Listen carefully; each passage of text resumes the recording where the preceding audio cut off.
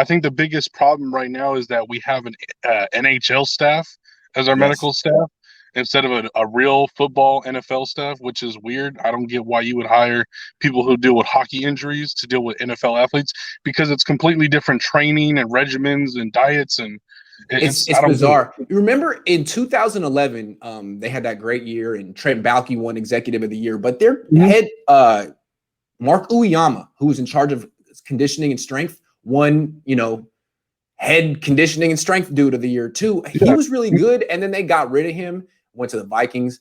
I don't know what they're doing, man. I don't. Yeah, I just don't get it. I think it has to do with like the West Coast mentality of trying to outsmart everybody. Just here on the West Coast, everyone, Silicon Valley especially, where the Niners are located right now. It's trying to be one step ahead instead of just thinking logical, I mean, football is a very logical sport. You don't have to be a rocket science to make it work. And also too is lately I know you've been on your videos and talking a lot about the potential ranking for the 49ers and the NFC in particular. And that's really like, let's be honest, it's all contingent on if these guys are going to be there, like a Nick Bosa and Debo and Jimmy, and you're really hoping all these guys have been there. And is it really to blame for them, or is it the staff, medical staff that is, or what is it that, you think we can really sit here and be like, well, they need to get better, I mean, your audio's still messing up, man. Your audio's still messing up. But hold on, let me answer your question.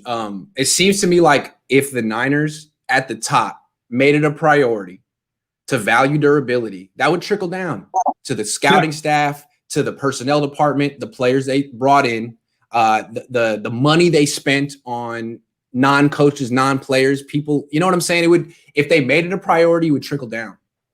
Oh yeah, no, for sure, and I just don't get that. I mean, because when you're at the best is when your team is healthy. I just don't understand that. Is it still bad, or better now? Okay, for sure. Yeah. And then two, I mean, I know you've already been on record saying that you believe the Niners are a possible top 3 team in the NFC when healthy.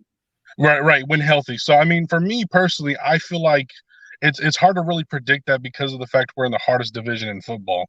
I mean, you got teams that are really going all in with the Rams going and getting the Matt Stafford and paying 2 first-round picks for it. And you got Seattle getting another fast receiver in the draft, and then, getting last Jamal Adams for 2 firsts. And, everyone's giving up.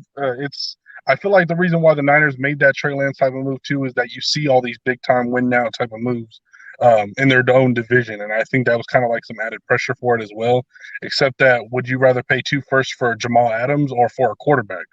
I think that's just, the other way to put it is, would you rather pay two firsts for a known All-Pro or for a college player? True. Yeah, very true. It's but very, you're right. You put it by when you put it by position, it makes sense. Yeah. I mean, I just really hope that as long as we can stay healthy, especially on the O-line, because when you have a guy like Grasu at center, that really has a lot of problems for you, especially for a quarterback like Jimmy. And I know that Jimmy's not going to be the guy much longer, considering if Trey Lance can get up to speed.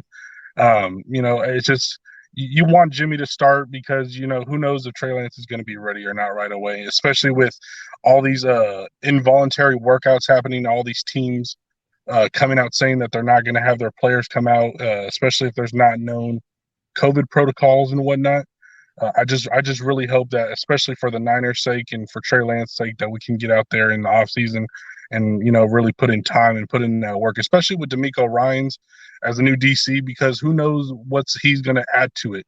He could put more of a 34 front in that defense where we could have a legit nose guard at times with DJ Jones or even with Kinlaw. I mean, he was a 3-4 guy his entire career, DeMeco, that is. So, I mean, you never know if he could just be a more cover 0 blitzer or 34 front type of guy. I just really hope we can really get in that off-season programs and do what we need to do. And the other thing too that makes it really tricky is the whole preseason. Is there even going to be one? I really hope we get to see Trey Lance in action in the preseason to see what he can do at least. Yeah, me too, man. Jose, I got to take some more calls. Thanks a lot, man. Oh, my bad. Quick question. Okay, so if you want to give me an exact week, what week do you think Trey Lance will start?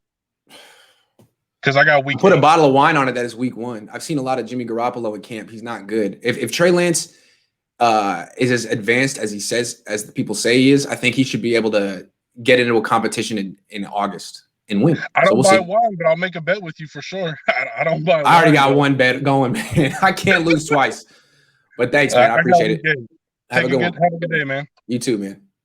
Hunter says, Grant, we have to bring up what's crazy is all Bay Area sports have been hit hard by the injuries. The Giants have had a guy hit the IR left and right, Warriors as well, and the A's have had some issues this year too. I know, it's wild, right?